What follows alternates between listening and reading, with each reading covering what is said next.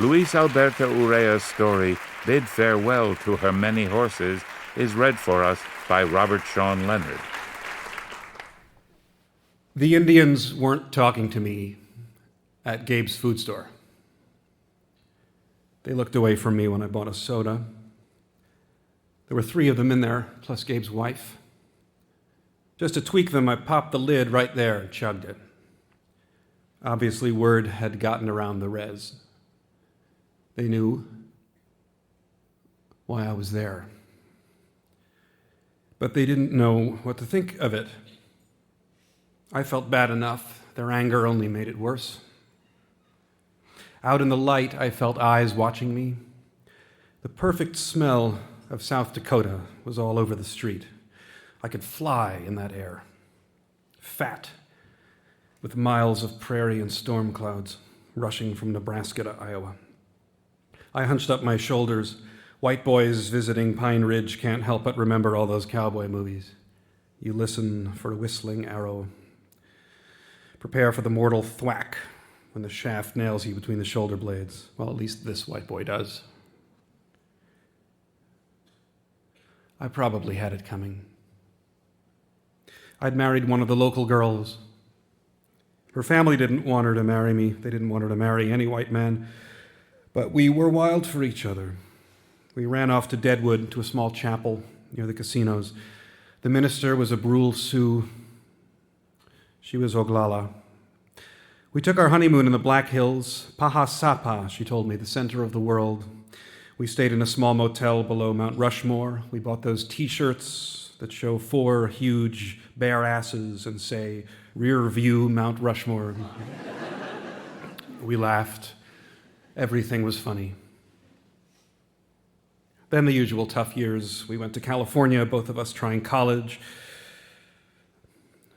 She tried writing to her family, but they were fighting mad. Our few visits back to the reservation were grim.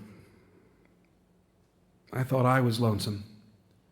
But what happened to her heart out there in California was a terror to see. I'd catch her looking up at the rattling palm trees sometimes, this look of sorrow on her face that almost looked like rapture. And she couldn't get out of the bottle. They blamed me. I started to believe it too. I'd fooled her away from her people, her world. Empty bottles. Hidden at first beneath the sink behind the apartment, clanked in the trash basket. She was quiet, as old-time Indian women are, and she wore a long braid in the old way. When she crashed the car, they said the braid was caught in the glass of the window. I don't know. I couldn't bear to look at the body. I sent her home on a train, and it took me 2 days to drive out after her, and now I was burying my wife in the little graveyard near Our Lady of the Sioux. The headstone was already made. It said, "Joni, her many horses. Daughter, sister, we will miss you, 1960 to 1990. And they left my name off entirely. Don, her many horses, was Joni's oldest brother. Back in high school, when our teams played the Indians from Red Cloud, Don was a monster on the basketball courts. The way things were in those days, though, Indian boys didn't get too many victories, even when they won. It was easy. The refs called them foul or ejected them from games for the least infraction. If they did win, they'd get their asses kicked after the game if we could find them, if there were more of us than them. I made the mistake of once cracking wise to Don on the court. After one spectacular drive to the basket, Don seemed to be floating over our heads in impossible distance. Drove the ball down through the hoops, but caught no net, just streaked and hit the floor like a rock. I sidled up to him. I did what all us whites did in those days.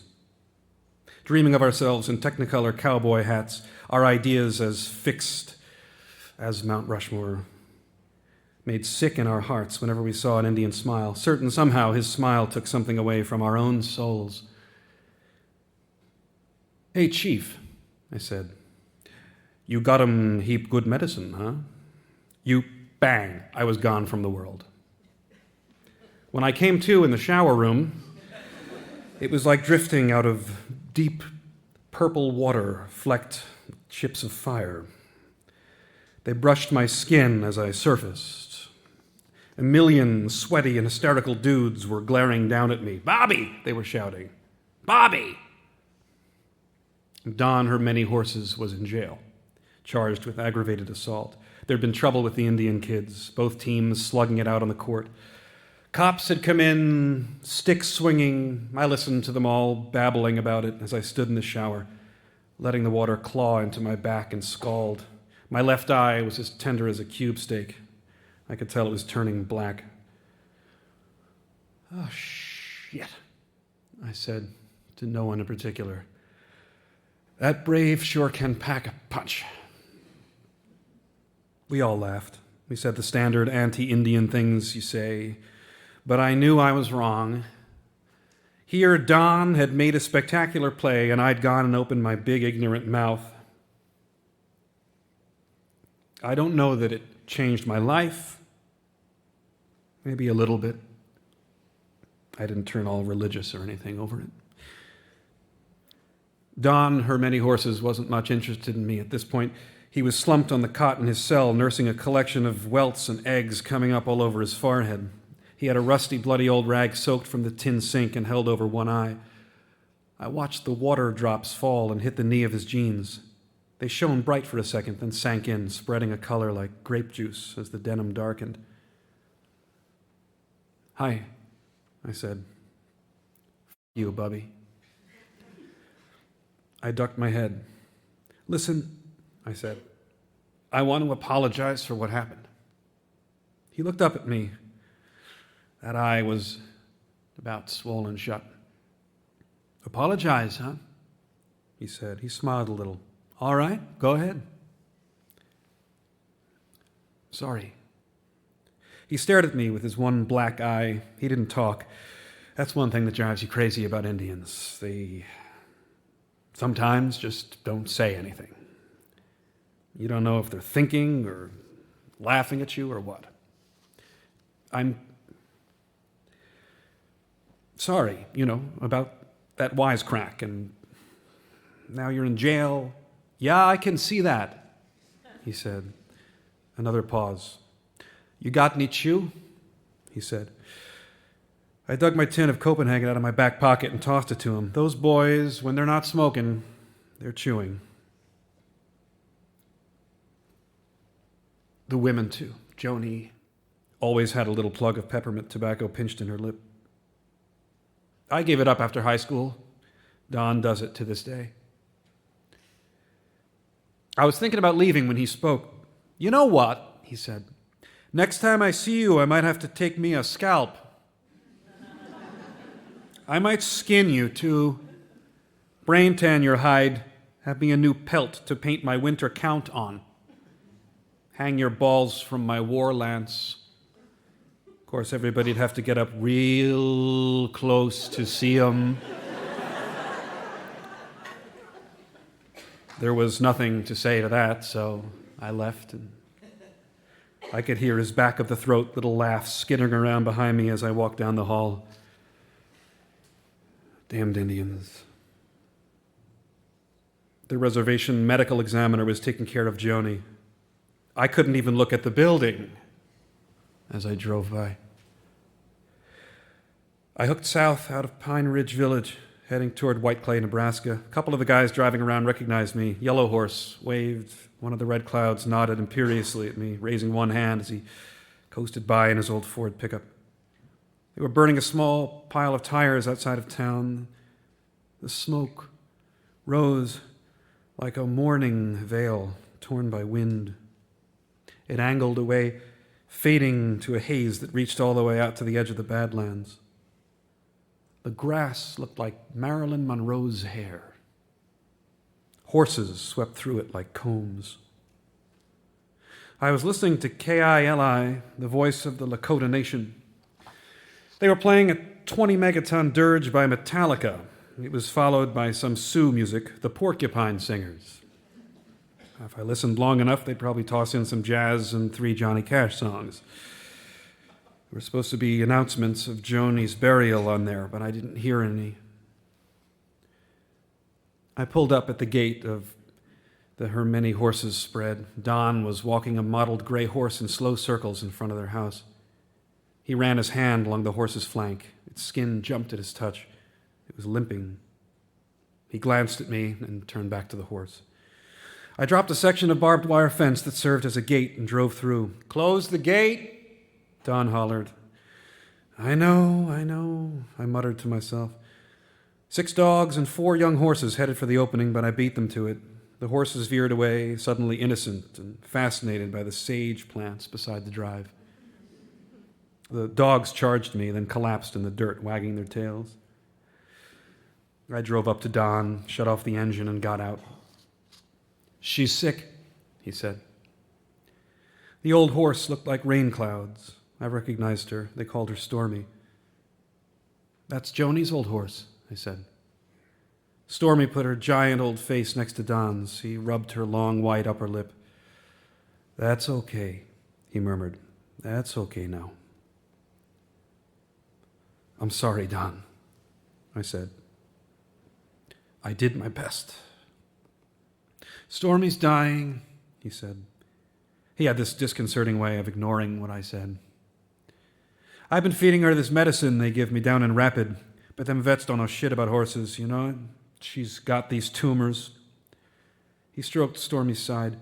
I saw that she was bloated, her abdomen distended like a barrel behind her ribs. "Now we've got to kill her." Stormy snorted. "Go on now," he said. "Go ahead." She limped away. "Them mother effers." "Don," I said, "I'm sorry about Joni. I'm sorry about Stormy too, but what I mean, one of the dogs nosed my crotch." "Stop it," said Don. "I got a trailer pulled around back. You sleep there. Got food if you're hungry." He lit a cigarette and walked away. Night on the reservation is like night nowhere else. They say flying saucers visit the Sioux lands. Flying saucers and ghosts. When you're out there, there's a blackness that's deeper than black. The stars look like spilled sugar. You can hear the grass sometimes like water, like somebody whispering, and the weird sounds of the night animals. Anything could happen. You get scared, and it's for a reason that hides behind the other reasons, behind the silence and the coyotes and the dogs barking and the eerie voice of the owl. It's that this is not your land. This is their land, and you don't belong. 1,000 slaughtered warriors ride around your camp, and you think it's the breeze, and they wonder why you're there. I had the sleeping bag pulled over my head. It smelled like dust. My wife was lying 5 miles away, her breasts already dense as leather in death, her eyelashes intertwined, the perfect brown tunnels of her eyes sealed, the path within already forgotten. "Joni," I said. "Joni. Joni." I met her at night. Off the reservation, there are small joints scattered along the roads. You can go in there for ice cream or burgers or beer. Lots of them sell Indian art and beads to the tourists, and a bunch of them still won't let an Indian in the door. The reservation folks knew which stores wanted them and which didn't. We were in one that didn't. 6 of the footballers from our school were in there with me. It was one of those dull nights. Red Cloud School had won the football game. They'd all been going down to see that Little Big Man movie, and they were all turned on. They were crazy wild. Nobody would catch them. Franklin Standing Bear's car broke down. He came walking up to the place from the road to Hot Springs. I watched him through the window, materializing out of the blackness. He paused in the parking lot, looking at us. His glasses glittered in the lights. I nudged one of the boys and pointed with my chin. "God damn," he said. We left our spoons sinking into our sundaes and gawked. Franklin came in the door and dodged his head. "More balls than brains," one of the football boys said. Franklin went to the register and asked to use the phone. Sonny, the owner who'd served in Korea with Franklin's dad, let him use the phone. But he told him he'd best get moving as soon as he was through. We hustled out to the lot and waited for him, all jittery with crazy heat. Franklin came out, and our quarterback said, "Hey, boy." He put his hands up in front of him and said, "Not looking for trouble." "You calling me a troublemaker?" The footballer said. "Look," Franklin said, "my car's busted down, that's all." "You Indian boys did pretty good tonight," said the tight end. He looked like a chimp in the half-light. All beady, glittery eyes, stupid with lust. "Geez, this is how it begins," I thought. "I don't know nothing about it," said Franklin. "I was over to Rosebud." He was drifting away. "Rosebud?" First footballer said. "What kind of faggot name is that, Standing Bear? You Indians all faggots or what? That why you got them ponytails?" Franklin had a frozen smile on his face. He could see a freight train coming and he couldn't get out of its way. "Let's go inside," I said. I tugged on the tight end's sleeve. "Come on." Franklin Standing Bear spit on the ground. "You know what?" he said. "You're just a bunch of low-life, shit-lip, pud-pulling cowfuckers. I'm about fed up with your bullshit. So come on, cowboys. Fuck it. Okay. Hey! Oh, man, I thought he's doing his war cry. It was a good day to die. Franklin was in full-on warrior mode now. The footballer grunted and charged at him. Franklin leaped about 3 feet high and kicked him precisely in the mouth. Franklin's glasses flew one way, blood and teeth flew the other. The footballer fell back, squealing, rolling on the blacktop with his fingers in his mouth. They closed in on Franklin, but he broke for the road. All our boot heels sounded like 3 horses crossing a highway. I didn't know what the hell I was doing. I was just running. 2 sets of headlights rounded the curve, and Franklin dodged between them. Indians poured out at us like they were flying out of the light. One of them was Joni. She cornered me, waving a tire iron. God, she was beautiful. She looked like a wolf. Her small, perfect teeth were bared, the muscles in her arms tight with rage. She was wearing a small choker. The cold had made her nipples stand up. She hissed and cussed at me. In her cowboy boots, she was taller than I was. I was sure she was going to knock my head loose. The sound of massacre was all around us. Don appeared beside Joni, grinning. He was panting from the fighting, flushed and sweaty. "Well, well," he said, "it's the Indian lover." He turned to Joni. "This here is a big Indian lover. Isn't that right, Bobby?" Joni stopped waving the iron at me. "Hey," said Don, "you come out here to apologize?" There was a scattered rubble of white boys all over the road. "I don't know," I said. "You don't know?" Joni taunted. "I don't know." I was looking around. "Looks like you picked the wrong place to be," she said. "That's for damn sure." But they didn't do anything about it. We walked over to Don's car, a ferocious orange Chevy Impala, and Don drove us back to the edge of the lot and put me out. "Forgive us," he said, in the phoniest, arch-sounding accent, "if we shan't stop in for tea." They burned rubber. They were doing those manic yip-yip war cries as they sped away. I thought Joni waved goodbye, but I couldn't be sure. We met again at a movie theater by accident. I finally got down to see Little Big Man, and damned if I didn't wish I was a Sioux warrior. Somebody in the balcony kept throwing popcorn. Every time I turned around, there was nobody there. I finally jumped out of my seat and glared up. Joni was laughing down at me. I blushed. After that, I kept thinking of the massacre at the Indian village. I kept thinking of a soldier shooting Joni in the back as she ran. It made me sick inside. I couldn't get the picture out of my mind. I was Dustin Hoffman. And I watched Joni run and die in slow motion, extreme close-up. And the next time we saw each other, we were on. Mourning horses. They walk in patient circles around the trailer, snorting as they went past the screened window, trying to get a whiff of me without letting me know they were inspecting.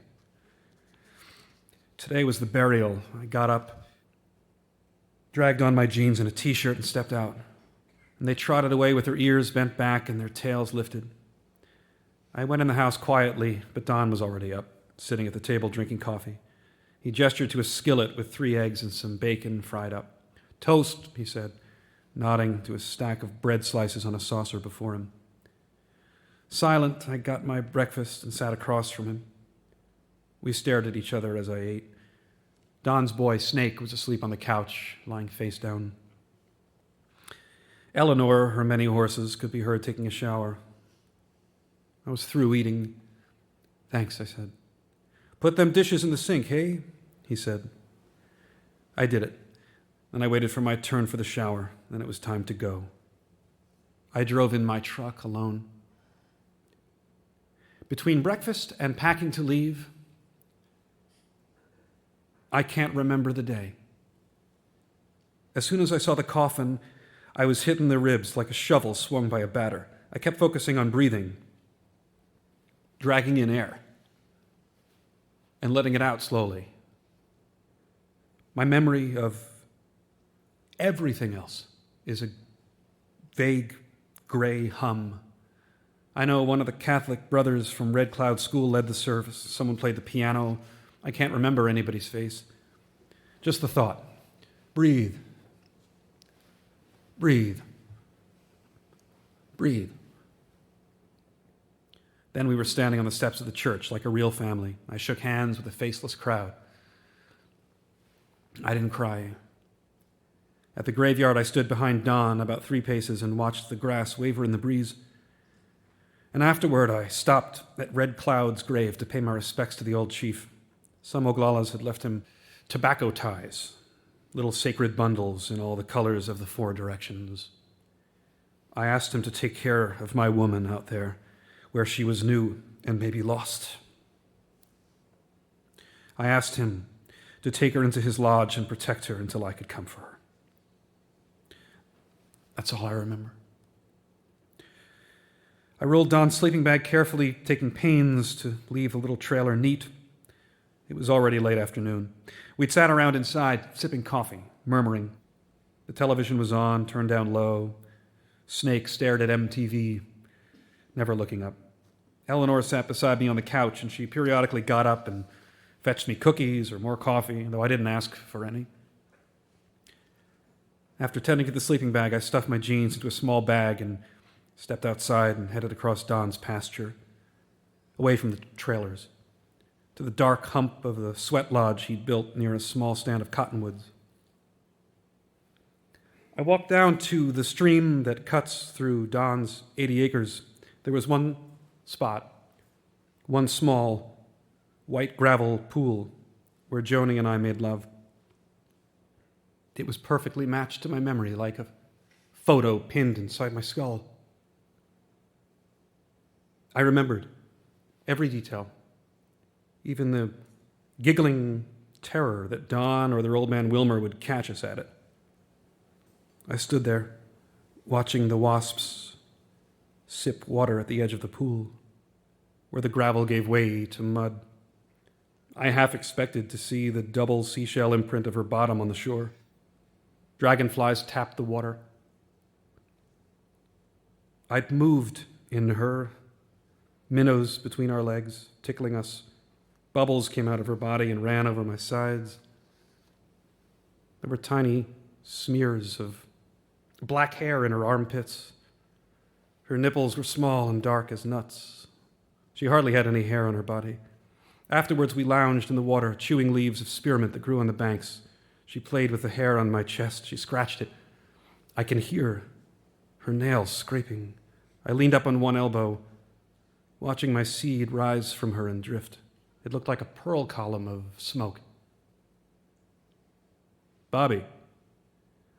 I jumped. I looked around, feeling caught. It was Don. He had a rifle on one shoulder.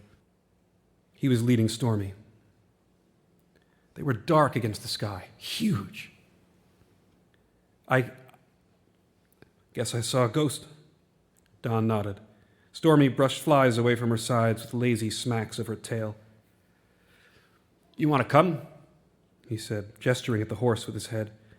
I clambered up the bank and followed him. You could hear bees working the alfalfa and the sweet grass. Stormy's limping gait played on the ground like a drumbeat. Don stared at the ground as we walked. She wheezed, the sound pitiful, hollow and weak. Stormy thinks we're having fun, he said. Her ears still turned to each sound. She watched a dove burst out of a small bush and fly away. She dipped her head at tall grasses, though she couldn't eat anymore. I noticed her legs were trembling. We took her over a small hillock out of sight of the house and the other horses. All right now, Don murmured. He worked the bit out of her mouth, pulled off the bridle. She worked her long, yellow-brown teeth, and she stared off. Don cranked around into the chamber. The lever sounded cool and final as it slid home. I tried, I said. He didn't look at me. Whatever I did wrong, I loved your sister. I know it, he said. Shit, I guess we all knew it. He raised the gun and fired into her head, behind her left ear. It was a sharp little crack, like a dry branch snapping. I jumped. She jerked her head straight up and fell. Her legs just vanished. Don had to dance out of her way when she dropped. The whole thing was unbelievable, some kind of trick. One of her hooves twitched, she groaned, and then it was done. The silence was like a curtain in a play. You couldn't even see any blood. Don was standing there, the rifle smoking in his grip. I looked up at him. His eyes were closed. His head went back and he began to sing. He began to sing. Quietly at first, but it grew louder as he went. Long, mysterious Sioux sounds, Indian words that could have been going out to God or to Stormy or to Joni. There was no way of knowing. But his voice rose, became a haunted sound, a cry from someplace else, and I wanted to join him. I wanted to sing, to cry my pain and loss to him, to the grandfather, to the one she had called Wakantanka. But I had no song. I had no prayer. I felt so small beside the voice of Don, her many horses. I closed my eyes and stood with him. The good horse smell still rose from Stormy, and he sang. I started to sob. It just tore out of me. I thought I might fall down, but his hand gripped my upper arm to steady me. The wind sighed around us, and there were crows, and Don kept singing. But he'd slowed, enunciating carefully, and I realized he wanted me to follow. My voice was weak at first, tentative, but I repeated the sounds. He waited until I grew strong in my song. We sang for a long time together. We sang until dark. We sang until I thought we would never find our way home.